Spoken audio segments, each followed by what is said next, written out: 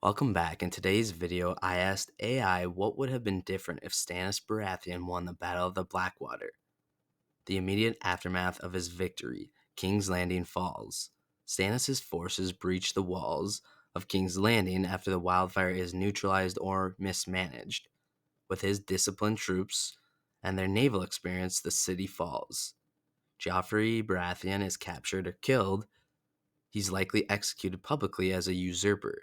Stannis, who was a firm believer in justice, would make a spectacle of it to solidify his claim.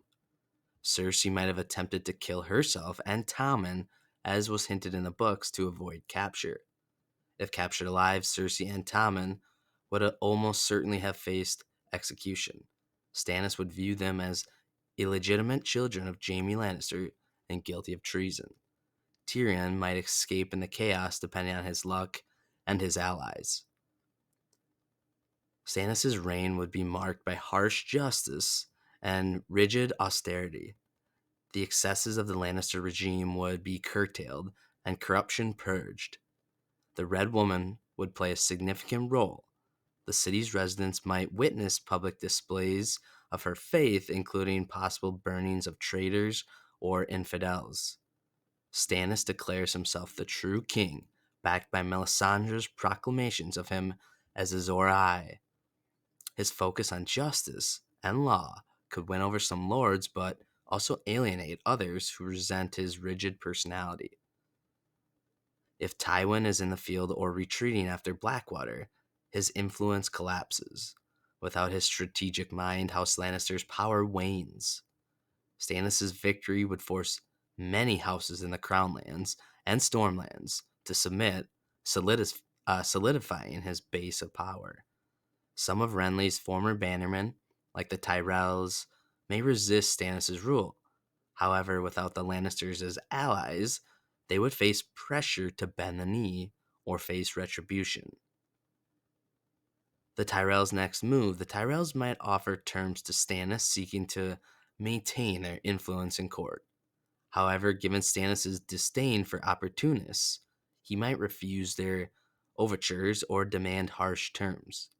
If the Tyrells resist, a war between Stannis and the Reach could erupt. Robb Stark, still embroiled in his campaign, might view Stannis' victory as an opportunity for an alliance against common foes like the Lannisters. Stannis' sense of duty would eventually turn his attention to the Wall and the impending threat of the White Walkers, though perhaps later than in canon. Melisandre might still sense Jon Snow's importance and push for him to align with Stannis' cause, setting the stage for Jon's rise. With King's Landing under Stannis' control, Daenerys' arrival in Westeros could be more complicated. Stannis' pragmatism might lead him to attempt to eliminate her as a threat, viewing her dragons as a danger to his reign. The conflict between the followers of R'hllor and the resurgent Targaryens with their Valyrian heritage could add a spiritual dimension to the struggle. Stannis' justice would likely target the Freys for their betrayal of the Starks at the Red Wedding, and who knows, maybe the Red Wedding doesn't even happen.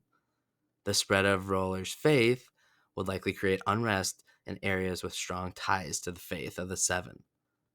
Stannis' inflexible nature and reliance on Melisandre might alienate his subjects over time, which could lead to unrest. Stannis' practical mindset would eventually focus on the true threat beyond the Wall. However, his ability to unite the realm against the White Walkers could be hindered by his unyielding personality. If Stannis were to succeed against the White Walkers, he might be remembered as a savior of the realm in this alternate timeline. It also showcases Stannis as a capable, yet possibly polarizing ruler, whose victory at Blackwater would set the stage for a harsher, more divided Westeros. What do you think about this alternate timeline according to AI? I think it's interesting. I think some of that stuff certainly could happen. But what do you think? Thanks for watching. Don't forget to like and subscribe.